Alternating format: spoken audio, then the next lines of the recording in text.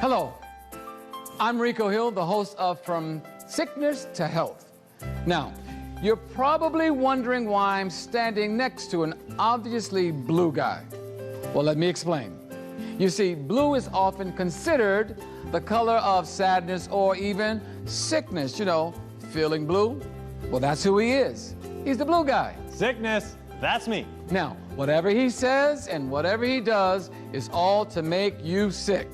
And whatever he says is going to take away your favorite food, so don't listen to him. This is a health program that shares helpful tips that come from science and the Bible. Or as some of us like to say, a bunch of restrictions. Today's topic is the dangers of drinking milk, cow's milk. Now, here's a tip. He's going to try to convince you that milk does a body good. Does my body good. Well, maybe that's why you're blue. Something wrong with the color blue? Look, I'm not going to get into this with you. Let's roll the program. Is it because I'm blue? What? Really? You're just going to roll the program just like that? Look. Blue power!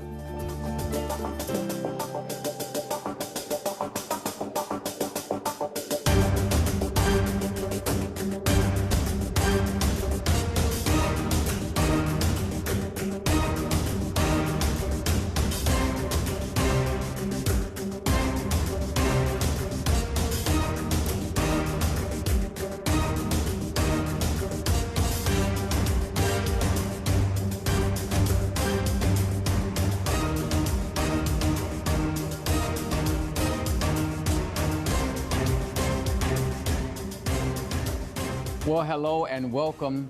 Thank you for joining us here in the studio. I'm Rico Hill, and you're probably wondering, who am I? Well, I'm the guy who wants to see you healthy.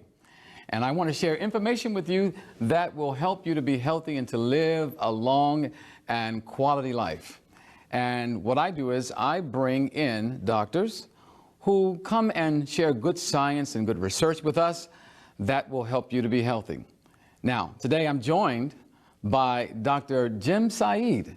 And Dr. Jim Saeed is a board-certified chiropractor and a naturopathic doctor.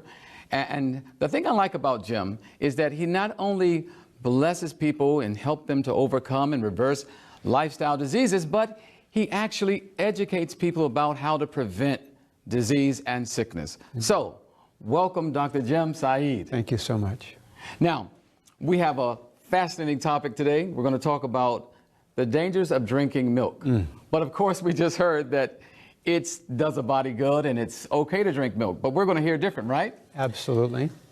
Before we start our discussion, we'd like to give, as always, our friend Sickness an opportunity to share his point of view. So with that, let's join Sickness. He's on location making himself a milkshake, I think. Let's take a look. Thank you, Rico. Hey, Doc. So what I'm doing here is making a delicious, fantastic, fantabulous milkshake.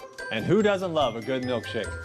You know, it's all American, which is wonderful. It's got 2 creamy scoops of ice cream, some vitamin D milk. I'm gonna get my milk mustache on in a sec. It's good for your bones, it's enriched with vitamins. And hey, babies love milk, and I do too.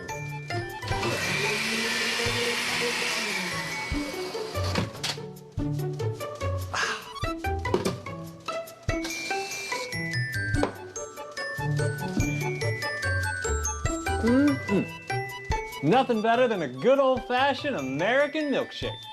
Back to you, Rico. We've heard everything now, haven't we? So a milkshake is American. Is that true? So they say. So how do you feel about this whole idea that it's un-American to not drink a milkshake or drink milk? Let's break this whole thing down because there are a lot of myths and misconceptions about milk. Would you say so? Absolutely. So let's begin to share with the audience some of your, you deal with this all the time. You deal with patients who come in, they've got allergies, they've got diabetes. We're seeing type 1 diabetes more in young children, juvenile onset diabetes. Talk to us a little bit about milk and is it really good for the body? You bring up several points that are really extremely important. First of all, milk does a body good until about the age of 2 to 3. That's the problem. milk is designed for a baby. And every mammal nurses its young until they wean, and then they never go back to the breast. They never continue nursing. Also, ordinarily, no mammal ever nurses from another species. And the reason is simple. Milk of every mother for that animal contains what it requires for that animal to grow and double its size in a certain amount of time. Now hold on, I'm going to just jump in for a second because I want to really unpack that some more. But a lot of people out there are listening, they're watching, and they're thinking, wait a minute, I saw this amazing campaign of Got Milk, and we saw all of these celebrities with milk mustaches, you know, some of them, and not personally, but you know of some of them. And we saw this campaign where they were pushing. Milk does a body good. Do you have milk? So, I mean, is that, people are thinking, is that true? Is that, were they lying to us? What do we make of that? That's a good question. It's true partly and untrue in a major way. It is true for the child. I'll give you an example, a simple example. A mother's milk for a human is very low protein. In fact, the lowest of any mammal virtually. And it's designed to let that infant grow to double its size in about 120 days, about 4 months. A cow has about 3 times the protein that a mother's milk has, and that calf grows in about 45 days to double its weight. Now, if you want very high protein milk, a rat has about 20% protein, so does a blue whale. But I don't think that's a little hard for me to just process. A rat's milk. Rat's milk is, it's not a growth industry. but that's high protein. Yeah. Mm-hmm.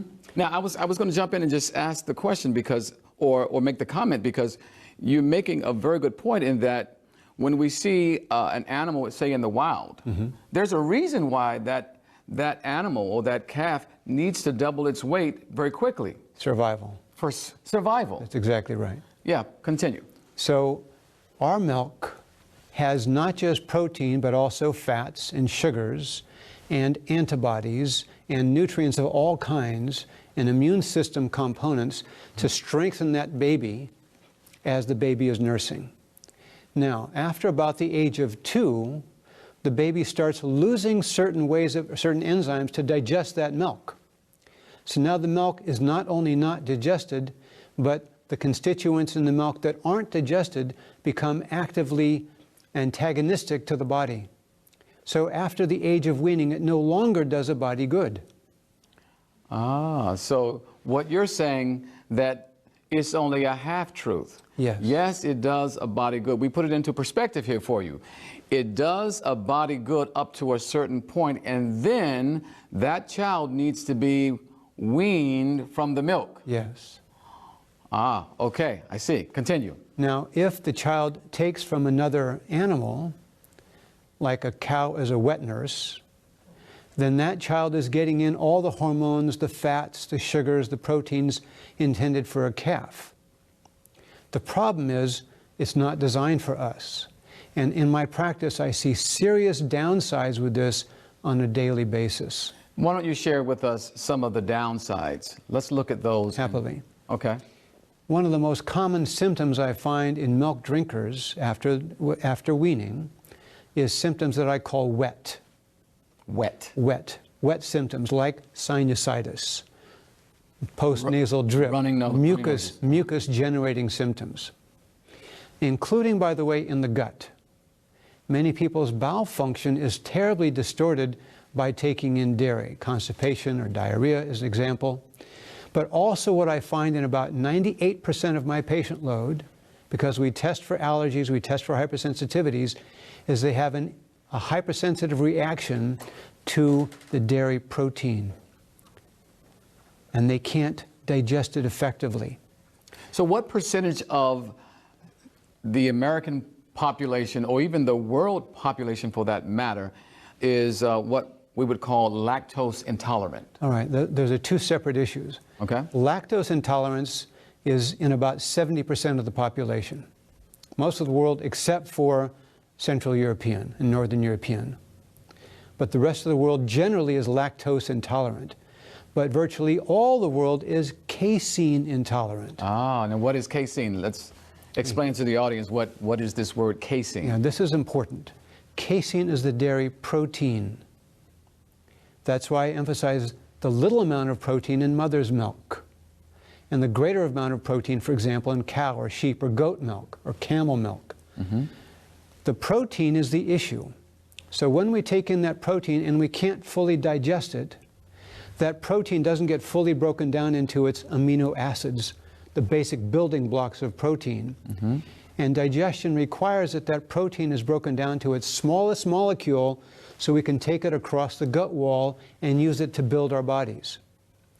If, however, that protein is not all the way broken down, What happens to it? oh, now the immune system sees it as a foreign protein, like it would see a virus or a bacterium, for example.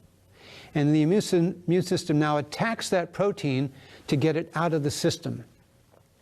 One of the ways it attacks it is by generating histamine.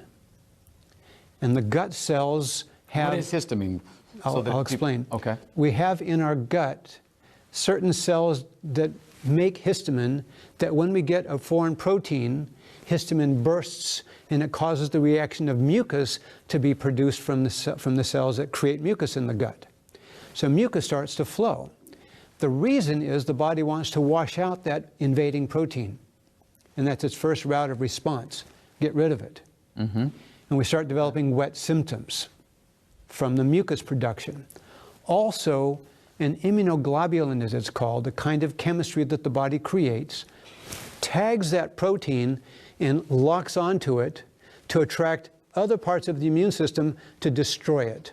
It's called an immune reaction. Can I ask you a question about that? Because Yes. my understanding is that this is related to, connected to type 1 diabetes in a lot of the children where their pancreas is unable to produce insulin because it has been attacked by an autoimmune type of situation. Is that connected to that? That's exactly, I'm glad you bring that up. It is precisely connected to it in this way.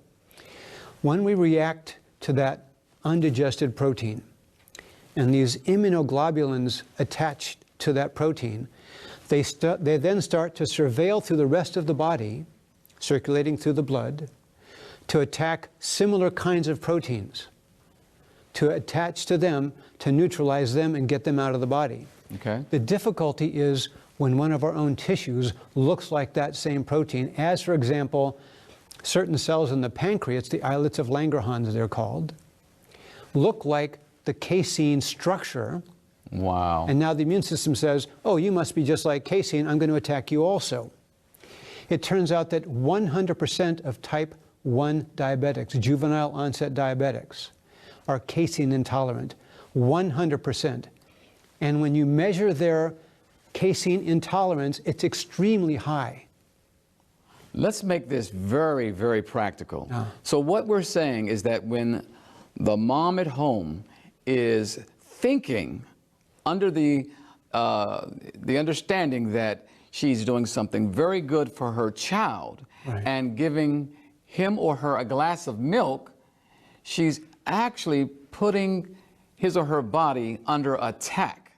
Yes, and causing a stress to the gut, creating inflammation in the gut, now affecting not just the digestion of the casein of the milk, but also other proteins from other foods as well. Some may be just sort of writing off this whole idea of type 1 diabetes. Okay, we've heard about it, but this is very serious, isn't it? Because once the pancreas is no longer producing insulin, you have to do what for the rest of your life? Take insulin injections. Now, there's more to it than this. People that don't contend with type 1 diabetes or juvenile onset diabetes are still having to deal with the consequence, the downside of drinking milk or cheese or yogurt or even butter for that matter, any form of dairy, because that protein is still taken into the body and our bodies still don't tolerate it. Maybe not to the extent of attacking the pancreas, but it does attack other tissues in terms of creating an inflammatory response, including the brain. Including the brain? Yes. Now, I know some people are out there wondering, they're thinking, now, who is this affecting mostly in terms of ethnicity? What's the demographic breakdown? Who is this affecting the most? Everybody. Everybody? Yes, the casein is affecting everybody. The Do we see a higher incidence in some?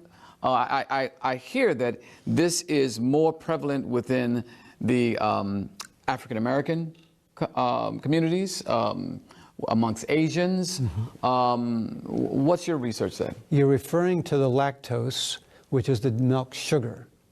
And yes, the African community, the Asian community, all communities except for that Central and Northern European community tend to react poorly to lactose.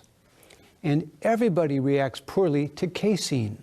Everyone? Yes. That's across the board? Across the board. So if we're talking about, is there some country that consumes large amounts of dairy? What do we see amongst those groups? Oh, that's a great question. We see that, for example, especially in Northern European cultures, where they consume a large quantity of dairy, milk, cheese, etc. They also tend to have the highest incidence of fractures and osteoporosis, or demineralization of the bone. And so that's the breaking down of the bones, the weakening of the bones. Yes, and here's why. When we drink milk or take in cheese, for example, the reaction the body has is an acid kind of reaction. The body then has to neutralize that acid because the blood wants to be slightly alkaline. And the body has very definite and tiered or three-leveled controls of keeping the body at a very finely tuned pH, slightly alkaline. When we take in that acid food, one of those mechanisms is releasing a slightly alkalinizing effect called calcium. And the greatest reserve of that calcium is from our bones. Yeah. So the body starts leaching calcium from the bone to alkalinize the acidity from the dairy, weakening the bone structure. Wait a minute, doctor. You've just caused people's heads to explode. I know. Their heads have just exploded. Why? Because people are being told, drink your milk for strong bones and teeth. Isn't that what people are saying? Vitamin D, that vitamin is supposed to sort of shore up our bones and our teeth. Exactly. So the problem is the demographics. The people for whom that ad is appropriate are under 2. Above that, it's not a true statement. So it's doing the opposite. It's actually causing the bones to become weakened and brittle and... Yes. Well, you know what? Speaking of the demographics, we should probably check in with Sickness because we sent him out onto the streets to talk to those who love their milk, who basically want to drink milkshakes just like him, right? So let's see what they have to say. All right. So, ladies, tell me your name. Rosie. Rosie. Riley. And Riley. I would have preferred your hair to be blue, but that's okay. That's okay. And now let me ask you, ladies. Do you drink milk? I love milk. Love milk? I love you. How about you? Only at night. Only at night. Why at night? Because that's the only time I eat cereal. Ah, so cereal with your milk. Yeah. That's why it tastes so good. Cereal on milk and milk on cereal. You like milk, don't you? Sometimes. Yeah, I like it in ice cream. And ice cream. Forget the regular stuff. Just go straight to the cold goodness. Why not? Man, me and Kyle, we're buddies here. This is fantastic. Hey, let me ask you, you like milk? Lactose intolerant. I'm tough for you today. This guy is quitting on everything. Why'd you become lactose intolerant? What made your decision to do that? A bunch of mucus, always coughing up stuff, getting stomach cramps and stuff like that. No, but what made you stop drinking milk? All that stuff sounds good. My parents, in a way. Oh, they made you, yeah. He was forced. I wasn't forced. Naturally, my body said no, and I didn't like the way I felt when I drank milk. So now I drink almond milk, and I'm fine. Are you one of those health nuts? I am. Oh, man. Did you just say you drink almond milk? Almond milk, rice milk, hemp milk. Oh, man, this is like that nut milk stuff, right? Yeah, that nutty. stuff is nasty. Nutty.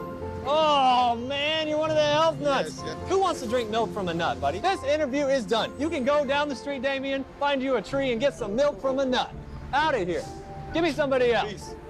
This many people can't be wrong. Back to you guys in the studio. I'm gonna find me a milkshake with some creamy ice cream, some vitamin D milk. Where do you find that in this town? Wow. It's amazing how people are so misled by this whole idea that milk does a body good, isn't it? They love their milk. Sadly. And well, you know, I want to read a piece of, or text of scripture that I think is pertinent for the rest of our conversation. And this is found in Isaiah chapter 28, and it begins in verse 9. And it says, "Whom shall he teach knowledge? And whom shall he make to understand doctrine? Them that are weaned from the milk and drawn from the breast." Amen. So God in his word is calling people away from, now we could understand this or think of this as just as it applies to scripture, but it naturally happens in real life where children are weaned from the breast and they are to begin to take on more solid food. Amen. So we're trying to give some solid food today, aren't we? Absolutely. So I'm going to throw out a few things, and I want you to just react to them. Asthma. Here's the difficulty. When we drink milk or cheese, we Drink milk or eat cheese. Exactly. We take in that casein. It triggers an immune reaction, not just in the gut, but also in the lungs. There's an immune system tissue that is similar in the lungs as it is in the gut, that is triggered to also generate mucus. The effect of that is going to be colds, flus, and for many cases, asthma itself. So wow. Now you have an additional set of issues, and I've seen many, many young patients with asthma and eczema, commonly associated with that, recover fully when they take dairy out of the diet. Take dairy out of the diet, and one can actually overcome their asthma or even their eczema. Yes. Let me throw another one out to you. Now, I don't know if this is true. People probably want to know this because it's, you know, it's bandied about quite a bit. It is said that all types of hormones, steroids, and antibiotics are found in the milk, even blood. Yes. Is this true? As well as pus. How so? In the dairy industry, cows are forced to grow rapidly because of economics. Sadly, they're given circumstances that are not conducive to health. So they're pumped full of antibiotics to sustain their immune system artificially because they're in close quarters, they don't want to get sick. They're also pumped full of hormones to force their growth and milk production beyond normal so that they can be milked on a continual basis. The problem is we take those in ourselves, not to mention the naturally occurring hormones in the cow intended for the calf's growth. Now, mother's milk also has hormones, but for humans. It also has antibodies, not antibiotics, but antibodies. Cow's mother has hormones, but for humans or for their calf? Only for the calf. Only for the calf, okay. Exactly. A human has hormones for the human. Now, one other quick point. When a child suckles the breast, the saliva of the child has a chemistry taken up by the mother's breast that alters the blood of the mother and therefore the milk of the mother to give the child what it needs in that moment, both nutritionally and to support the immune system of that child. We don't get that when we don't nurse, especially from another mammal that's not designed for that. Let me make sure I understand what you're saying here. So you're saying that when a nursing child is drinking from its mother's breast, yes, within its own saliva, yes, there's something that's triggering a signal or some type of chemistry that the mother's milk will respond to keep that baby healthy? Yes. We can measure in the saliva hormones, nutrients, chemistries of many kinds.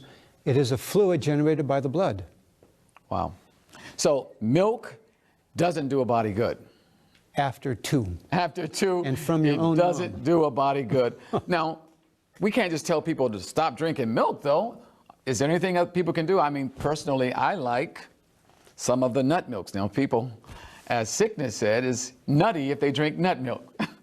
What do you think about that? I deal with this day in and day out in practice.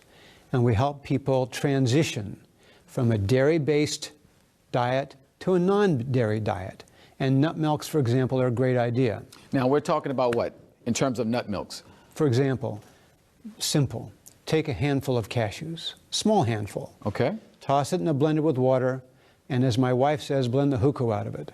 The hookah out of it. The hookah out of it. All right. Until there's nothing left that you'd have to crunch. And it's very creamy once you blend it up with water. It's very creamy. Also, people do the same thing with other kinds of nuts, or even seeds, for example, like sesame seed milk as an example, or coconut milk as another option. And they're all on the market now, aren't they? Absolutely. You can get your coconut milk, you can get your almond milk, soy milk. I have a quite the preference for almond milk, and even making it myself, because it's white like milk, and people are probably thinking, what, almonds? Absolutely. You'll have to catch our cooking segment where we show you how to make almond milk. But you're right. You can absolutely take nuts and make your own milk. Absolutely. I tend to discourage people, however, from soy milk. Why is that? Soy is filled with constituents that trigger the building up of hormones, especially estrogen, but it also can block the assimilation of proteins and minerals. Okay, now. So I'm careful with soy. Wow, soy, huh? Well, that is another episode for us to cover. Well, you have been in tune to From Sickness to Health. I'm your host, Rico Hill, and we look forward to seeing you on our next broadcast, where you'll learn more. God bless.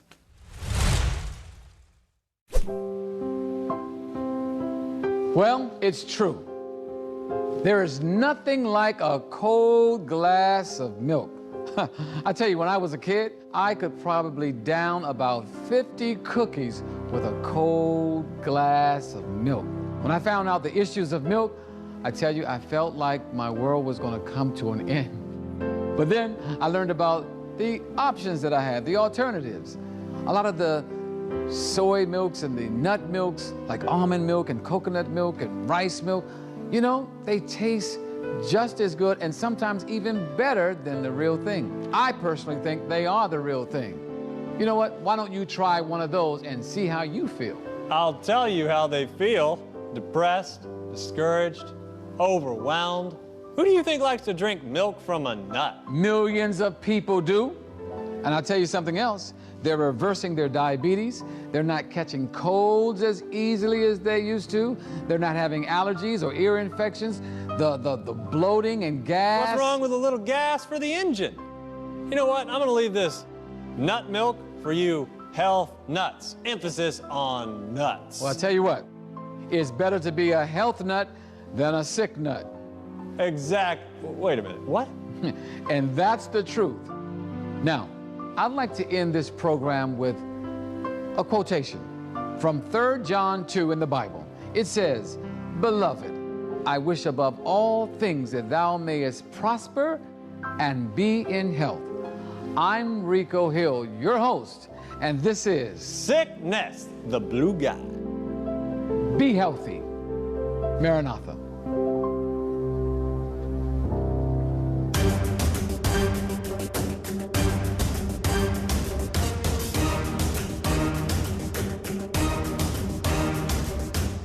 Oh, I gotta go to the bathroom. Oh, anybody, I need a little help. Oh, man. Anybody, hey, you know which way the bathroom is? Somebody help me. Hey, man, you know which way the bathroom is? I don't got time for this. I need a bathroom. Oh,